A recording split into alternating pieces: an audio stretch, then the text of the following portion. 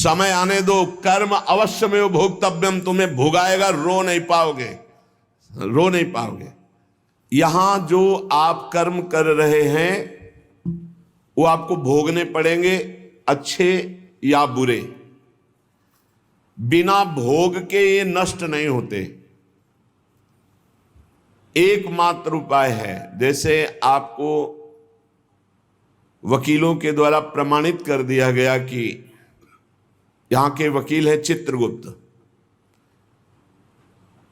पूरी सीन सहित आपकी चेष्टाओं को अंकित किया जाता है, वो आपके मन में है, आगे प्रसंग आएगा।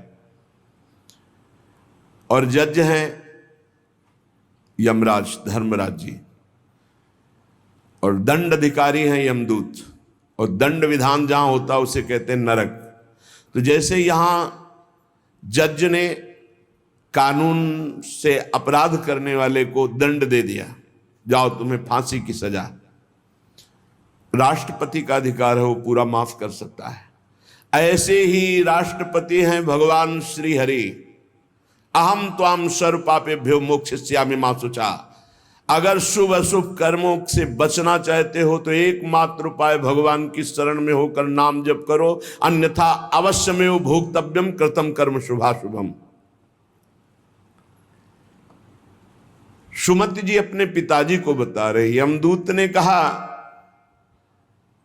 महाराज, मृत्युलोक में मनुष्य जो पुण्य और पाप करता है बारी बारी से उसे भोगना पड़ता है। बहुत ध्यान से सुनोगे तो आपको बड़ी सावधानी प्राप्त हो जाएगी। जो छोटी मोटी गलतियां आप हंसी खेल में करते हैं वो भी आपको दंड भोगना पड़ेगा। ये पाप और पुण्य बिना भोगे नष्ट नहीं होते कि आपने पाप कर दिया और दान दे दिया तो वो पाप कट गया, ऐसा नहीं है। पुण्य का अलग विभाग होगा, पाप का अलग विभाग होगा। अगर काट सकते हैं तो सिर्फ भगवान काट सकते हैं, भगवान का भजन काट सकता है, दूसरा नहीं।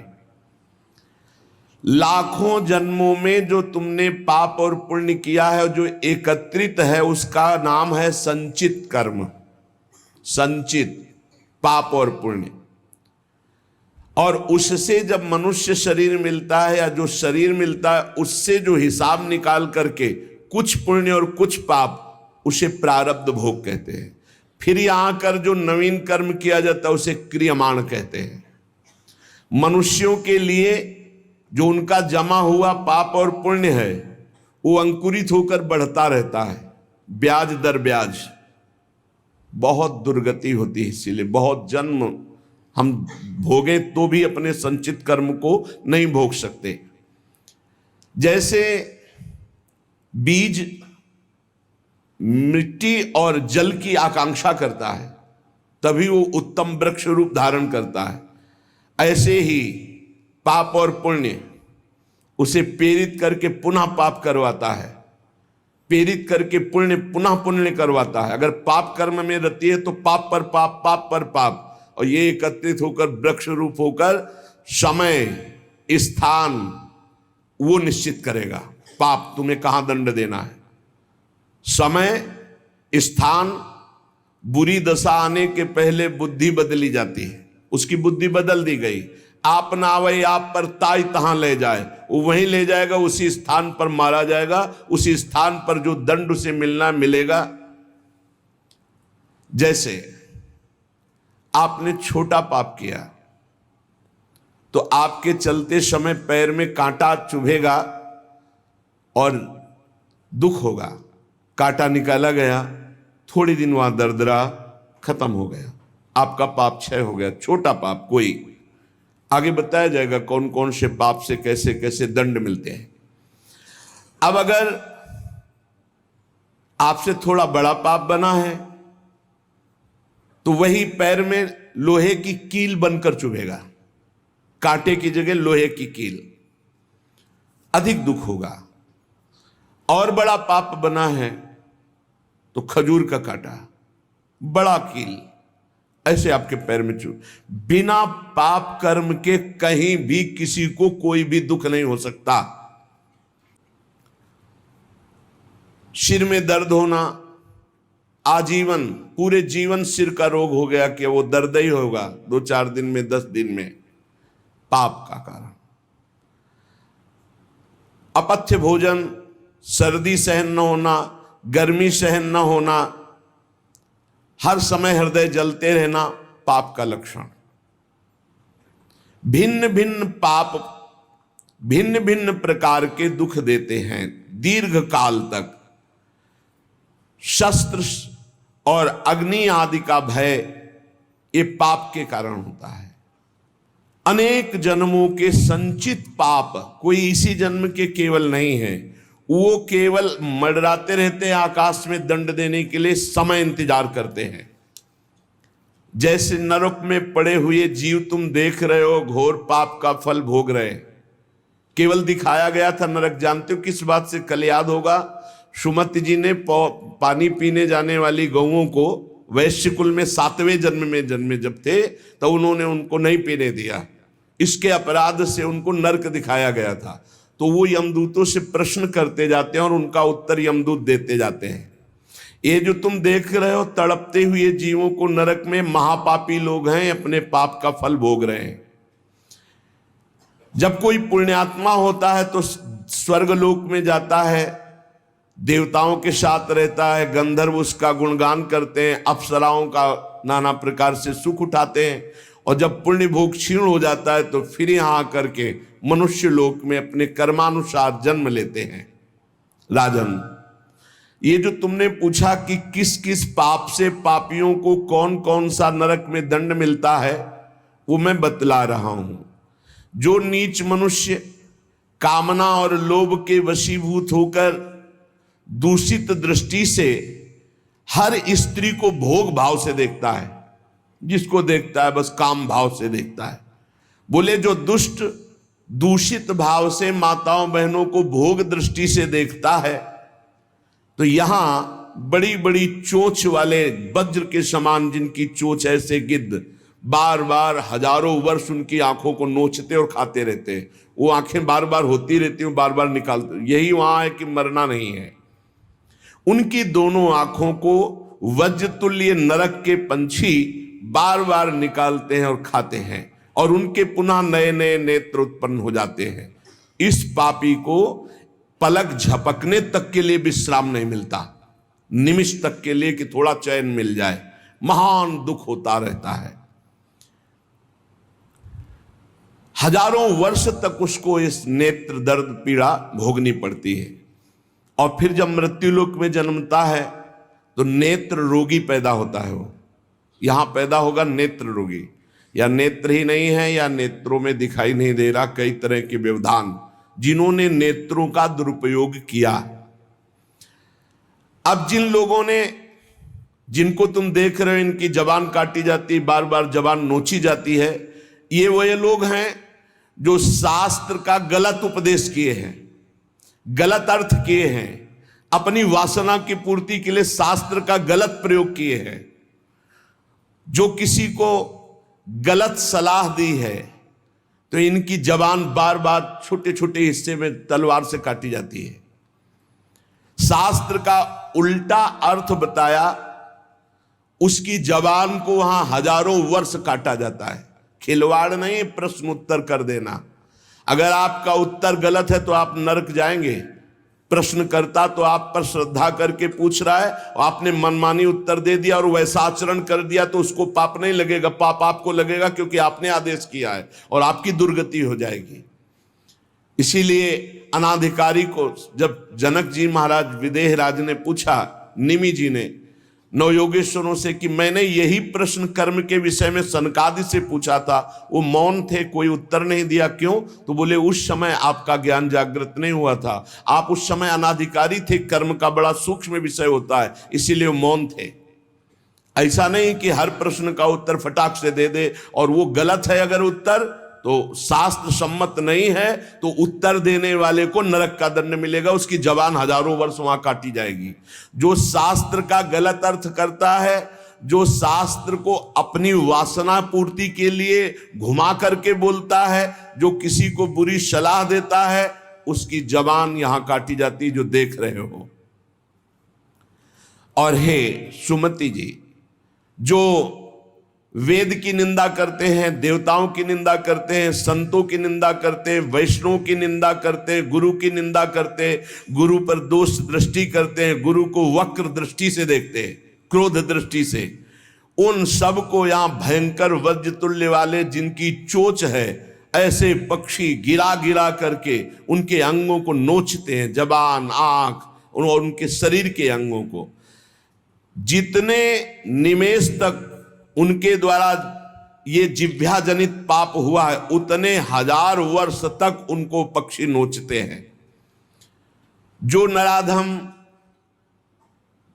बिना दोष के दो मित्रों में फूट डाल देते हैं, एक दूसरे की चुगली करके, पिता पुत्र स्वजन में भेद पैदा कर देते हैं, और जो पुरोहित, बहुत ध्यान देने योग्य बात है, अनुष्ठान का संकल्प लेता लेकिन अनुष्ठान पूर्ण नहीं करता, जजमान को क्या पता। जो पुरोहित जजमान से नियत संख्या ले ली धन और अनुष्ठान पूरा नहीं किया, या जो अपनी माता और पिता का अपमान किया, जो अपनी शरणागत, अपने अर्धांग विराजमान पाणिक ग्रहण की हुई पत्नी का विविध प्रकार से अपमान और शोषण किया, वो यहां आरे से चीरे जाते हैं 1000 वर्ष तक। दिखाया, देखो ये बीच आरे से आराम आराम से एक एक अंग चीरे जाते हैं। उस पुरोहित को भी दंड मिलता है, उस पुत्र को दंड मिलता है जो माता पिता का अपमान, उस पति को दंड मिलता है जो पत्नी का शोषण, उस पत्नी को दंड मिलता है जो पति से छल करती है। आप खुली आंख इनकी दुर्गति देख सकते हैं।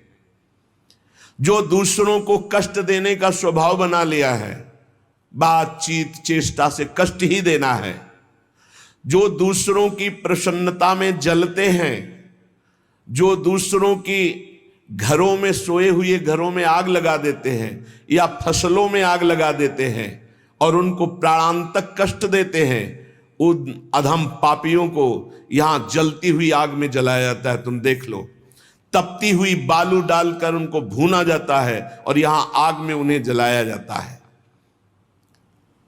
जो एक जगह निमंत्रण मिला, फिर दूसरी जगह निमंत्रण मिला, तो पहले निमंत्रण वाले को छोड़ करके दूसरे के यहां निमंत्रण पाकर फिर पहले वाले के यहां निमंत्रण पाने गया, ऐसा नहीं है। ये नरक का कारण बन जाएगा। एक जगह निमंत्रण है, वहां गए, अगर हम भूखे हैं तो भूखे, नहीं मिला तो नहीं मिला, अब दूसरे दिन देखा जाएगा। 2 3 4 निमंत्रण, ऐसा नहीं। जो ब्रह्मर्षि किसी देव कार्य के लिए, पितृ कार्य के लिए यजमान के द्वारा निमंत्रित किया गया और वो दूसरी जगह भोजन कर लिया, दूसरे निमंत्रण को स्वीकार करके फिर उसके यहां भोजन करने गया, तो उसको यहां नरक में 2 टुकड़े करने वाला दंड मिलता। बार बार उसके 2 टुकड़े, ये बार बार बहुत जगह भंडारा, बहुत जगह निमंत्रण, ये ऐसा नहीं है। सिद्धांत है, तुम भूखे हो तो एक जगह चले जाओ और अपना पेट भरो, भजन करो। ये नहीं कि 5 जगह चले गए तो खूब दक्षिणा 5 जगह की मिली तो सुन लो। ये तस्मा शास्त्रम प्रमाणम, ये शास्त्र है, मनमानी नहीं। पहले ऐसा कभी ब्रह्म ऋषि जन नहीं करते थे। 5 घरों में भिक्षा मांग लो, या निमंत्रण है तो एक जगह जाके पेट भर लो जो रूखा सूखा मिले। ये 14 जगह भंडारा, 14 जगह निमंत्रण, तो उसकी व्यवस्था है। ये नरकगामी बना देगा, बुद्धि भ्रष्ट हो जाएगी। जो सदैव कड़वी बातें बोलकर लोगों के दिल पर चोट पहुंचाते रहते हैं, कुछ लोगों का ऐसा स्वभाव होता है, जब बोलेंगे तो हृदय की पीड़ा प्रकट हो ही जाए, ऐसा उनका है। ऐसे हैं वो, ऐसे बोलते हैं कि अत्यंत पीड़ा दे। ऐसा करने वालों को यहां के पक्षी टूट पड़ते नरक में लाते हैं, नोच नोच करके उनको खाते हैं। जो यहां किसी की चुगली करता है, उसकी जिह्वा तेज छुरे से बार बार ऐसे चीरी जाती है, फिर पूरी हो जाती है, फिर चीरी जाती है। जिन्होंने उद्दंडतावश अपने पूज्य जनों का अनादर किया, उनको मारा, पीटा, गुरुजनों को, अपने गुरु को, माता को, पिता को, बाबा को, पितामह को, ये पूज्य जन है, ये गुरु के समान पूज्य है। जो अपने गुरुजनों को, पूज्य जनों को अनादर करता है, दंड देता है, मारता है, पीटता है, वो देखो ये कुंड बने हैं विष्ठा के, पीब के और मूत्र के। मूत्र का कुंड, विष्ठा का और पीब का, नीचे करके मुख उन्हीं कुंडों में डाल दिया जाता है, ऊपर से पैक कर दिया जाता है। हजारों वर्ष वही खाओ वही सड़ो, कितना भयानक कष्ट है। नीचे के मुख करके उसमें डाल दिया जाता है। जो लोग भोजन बनाने, बहुत ध्यान से सुनो, भोजन बनाना उद्देश्य रखो, यज्ञ है, यज्ञ के लिए भोजन बना रहे हैं। सबके हृदयों में भगवान है। पहले भोग लगाओ श्री भगवान का, फिर दरवाजे पर निकलो और आसपास झांक के देखो, कोई पशु पक्षी, कोई मनुष्य, कोई संत महात्मा, कोई भूखा तो नहीं दिखाई दे रहा। अगर एक गाय है, कुत्ता भी, तो घर से जाओ, रोटी लाओ, पहले उसे डालो, भगवत स्वरूप मान करके पहले। फिर अपने घर में जो बड़े बूढ़े हैं सबसे पहले उनको पवाओ, बच्चे जो हैं उनको पवाओ। अच्छी अच्छी चीज तुम पालो, बड़े बूढ़े नहीं, अभी आगे आएगा, उनको भी दंड मिलता है। तो जो रसोई बनाए तो उसे भाग लगाना चाहिए, देवता का भाग, अतिथि का भाग, कौवे का भाग, गाय का भाग, और अपने जो पूर्व के बुजुर्ग जन हैं पहले उनकी सेवा। अच्छा, जो भी रसोई बने, भगवान का भोग लगाया, दरवाजे तक गए, अतिथि को देखा, एक गौ के लिए ग्रास निकाला, एक कौवा पक्षी आदि के, जरूर जरूर ये नहीं निकालोगे तो पाप है। गीता जी में कहा, जो अपने लिए पका के पाता है वो पाप पाता है। तो जो अभ्यागत, अपने बुजुर्ग और अतिथि, अब कोई साधु महात्मा आया, माना कोई भी हो, वो दरवाजे में पुकारा, राधे श्याम, आप छुप नहीं सकते, आपको निकलना पड़ेगा। हाँ राधे राधे, अच्छा ये क्या सेवा करूं आपकी? आप जल पिएंगे, आप भोजन पाएंगे? नहीं, मुझे पैसा चाहिए। वो नहीं दे सकता, खत्म खेल, आपका आदर हो गया। आप मृदु वचन में इतना तो बोल सकते हैं, राधे श्याम, आप इतना बोल सकते हैं, आप जल पिएंगे, आप रोटी पाएंगे, भोजन प्रसाद पाएंगे। नहीं, मुझे रुपया चाहिए। नहीं, मेरी श्रद्धा नहीं, मैं नहीं दे सकता, सामर्थ्य नहीं है, श्रद्धा नहीं है, कुछ भी आप कह दो उस पर चलेगा, पर आपको निकलना चाहिए। यदि आप छुपे रहे हो, आपके कान में आवाज आई आपके दरवाजे से, भिक्षुक वापस जा रहा, तो आपके सुकृत नष्ट हो जाएंगे और आपको पाप लगेगा। ये धर्म है, अतिथि देवो भव। देना ना देना वो आपके ऊपर की बात है, लेकिन मृदु वचन, जल और भोजन, ये तीन तो प्राय सब, नहीं कुछ है एक फल दे दे। अगर वो कहता है मुझे भूख लगी है, तो आप वहीं गेट के बाहर बैठिए, परिचय नहीं है इसलिए, घर में जो सदस्य पुरुष वर्ग का, उससे 2 रोटी भेज दीजिए। जो दुष्ट आए हुए अतिथि का अपमान कर देता है, अतिथि देवो भव, बड़ी महिमा है गृहस्थ धर्म में अतिथि सेवा, साधु सेवा की, उसे यहां पीब चाट चाट के पवाई जाती है नरक में। उनका बुरा हाल होता है, बहुत सावधानी। इसीलिए धर्मात्मा पुरुष एक एक कार्य को बहुत धर्मपूर्वक, जो यहां दूसरे के भाग का अपहरण कर लेते हैं, अब अपने घर वालों के लिए अच्छे अच्छे लिए और संत महात्मा वैष्णव अतिथि के, तो बोले उसे दंड मिलता है, नरक में लाकर के उसे विविध प्रकार से सताया जाता है। जब कोई अर्थार्थी शरणागत तुम्हारी शरण में आ जाए और तुम उसके साथ धोखा करो, तो यहां भी दंड मिलेगा और वहां भी दंड मिलेगा। तो कह रहे हैं, जो आए हुए शरणागत के साथ छल करता है, तो यहां थूक, खखार, विष्ठा, इसके कुंड बने हैं, इनमें डाल दिया जाता है। आनंद लो, सोचो, थोड़ी देर भावना करो, गटर में पैक कर दिया जाए, आपको मरना है नहीं, थूक खखार लाल, उसमें ये नारकी गतियां हैं। हे सुमति, बहुत ध्यान दीजिए, जो लोग झूठे मुंह और झूठे हाथ देवता का स्पर्श, देवता को प्रणाम, गुरुजनों को प्रणाम। जो लोग ऐसा अपवित्र कार्य करते हैं उनके हाथों को यहां यमराज तिल तिल भर करके काटते हैं। जैसे कोई सब्जी नहीं काटता, ऐसे बड़ी रफ्तार से ऐसे बार बार काटते। अरे ऐसे थोड़ी शास्त्र में हम यहाँ खाए डोल रहे हैं, ऐसे जूता पहने भोजन कर रहे हैं, न कुल्ला न आचमन, ये सब नारकी गति को प्राप्त होने वाले जीव, तभी बुद्धि भ्रष्ट मनमानी आचरण करने। पहले जानते हो गांव में कैसे पंगत पवाई जाती थी, सबके चरण धोए जाते थे। आप महाभारत में पढ़िए, राजसू यज्ञ में जितने राजा आए थे सबसे अग्र पूजा भगवान की हुई, लेकिन भगवान ने सेवा ली थी सबके चरण धोने की। कितना पवित्र व्यवहार था, शास्त्री। पट्टी बिछा दी, चरण धो दिए, हाथ धुलवाए, कुल्ला करवाए, सब बैठे, सबके तिलक पूजन, और सबका फिर वो पत्तल, दोना, सकोरा, ये पवित्र है। ये होटलों में जो खाते हैं ना, वहां रज लगा के थोड़ी धोते हैं, ऐसे मारा पानी पाइप से, बस वही रुमाल हजारों में फेर दी। अब मतलब किसको है, जब वो कौन सा भोजन कहते हैं जिसमें सब ऐसे ले लेकर पाते हैं। हाँ, अब हमें तो कहना भी नहीं आता। अब सोचो उसमें वही शराब पिए हुए व्यक्ति खा रहा है, उसी से आप ले रहे, उसी से जो जो मना। अब वो पाया फिर लेने का मन, फिर कोई रोकने वाला है, वहां कोई खड़ा है नहीं, सब रखे हैं, बोले ये वीआईपी लोग हैं। वीआईपी लोगों की वीआईपी व्यवस्था है, समझ लीजिए। जो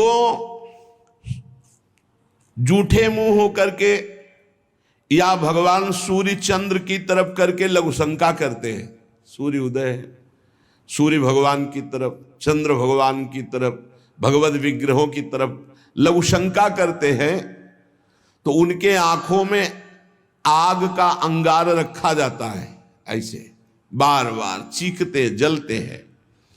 जो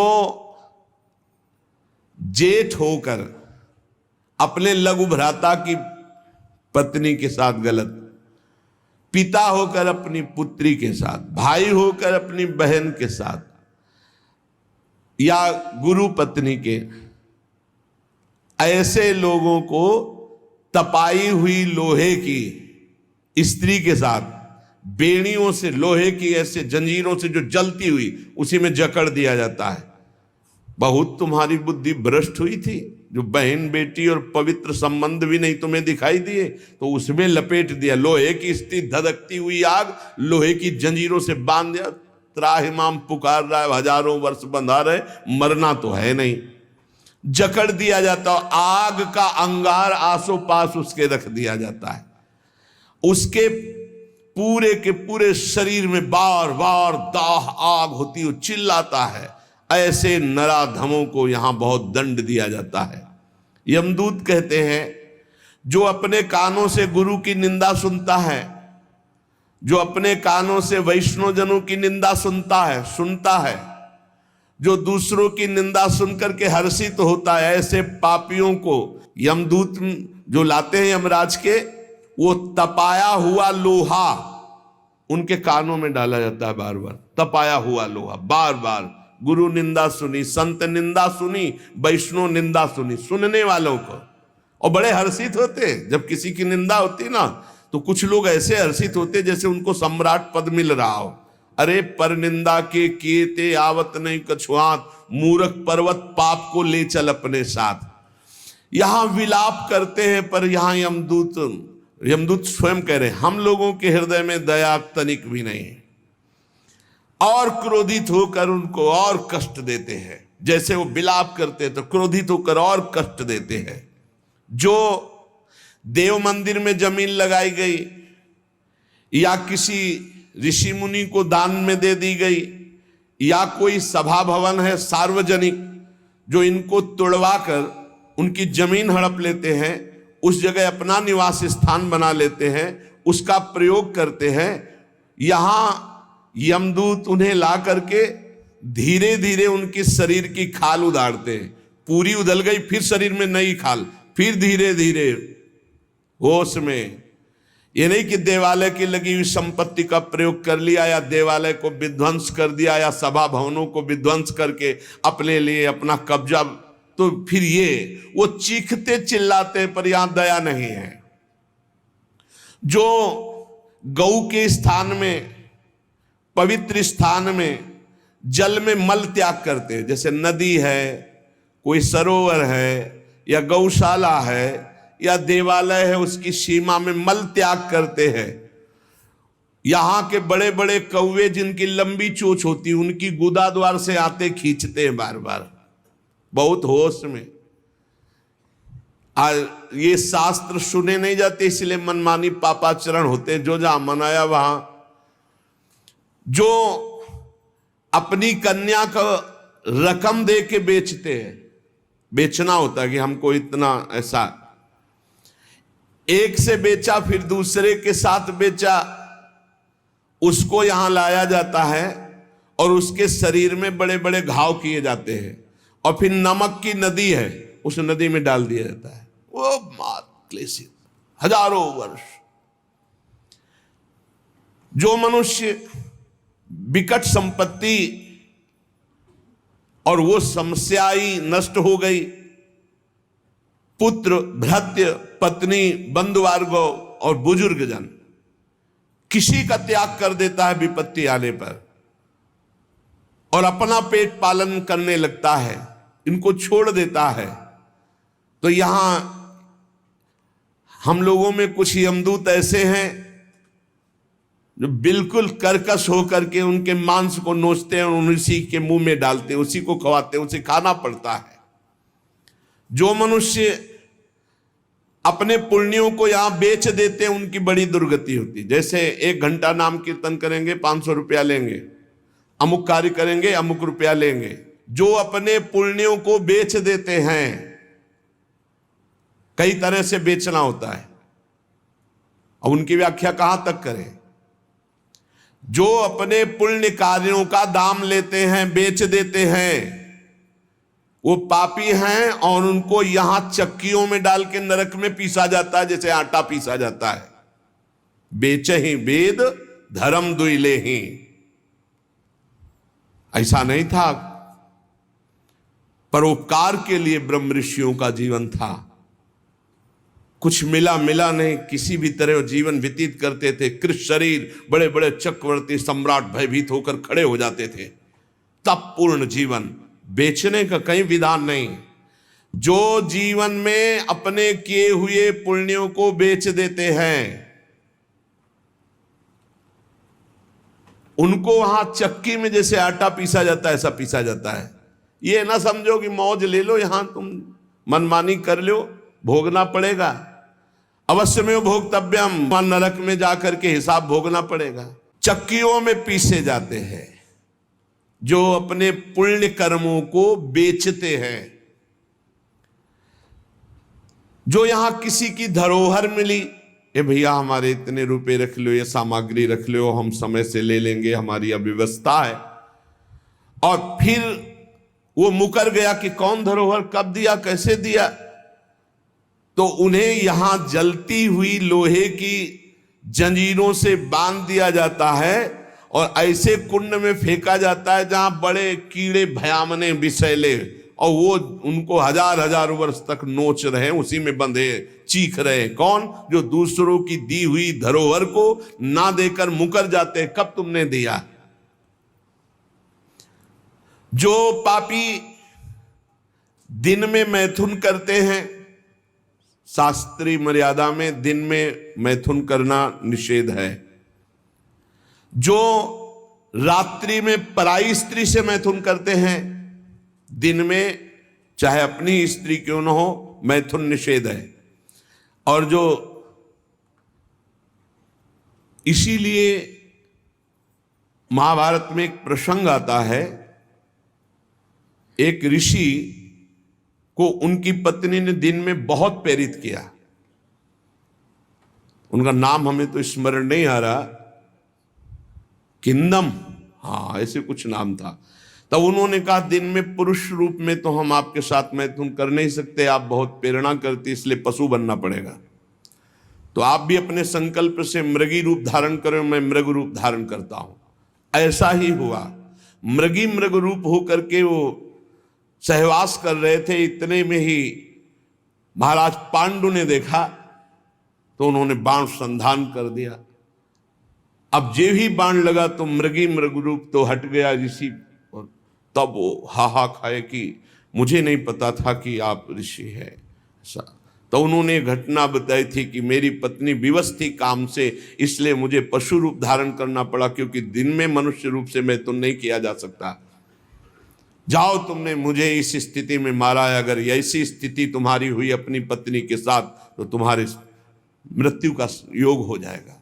मृत्यु का योग हो भी गया। तो जो दिन में अपनी स्त्री से या रात्रि में पराई स्त्री से, वो यहां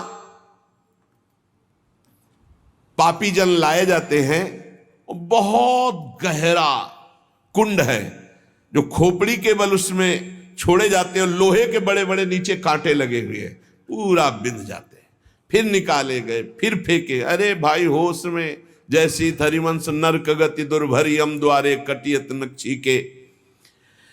और जो सदैव नई नई भोग प्रवृत्ति के लिए नवीन नवीन स्त्रियों को फंसाते रहते हैं और उनसे सहवास करते हैं, तो यहाँ एक बहुत बड़ा वृक्ष है सेमर का जैसा, और उसमें बहुत ही विषैले कांटे हैं। उस पापी को उसमें जबरदस्ती खींचा जाता है, बार बार नीचे बार बार ऊपर, करो आलिंगन। अधिक मात्रा में वो खून से लथपथ होकर जहरीले कांटे लगने से व्याकुल होकर त्राहिमाम पुकारता है। जो लोग पराई स्त्रियों को फुसलाकर उनके सतीत्व को नष्ट करते हैं, जो लोग अपने धन के घमंड में आकर गुरुजनों को नीचा दिखाते हैं, जो लोग अपने गुरुजनों के प्रति रोष दृष्टि रखते हैं,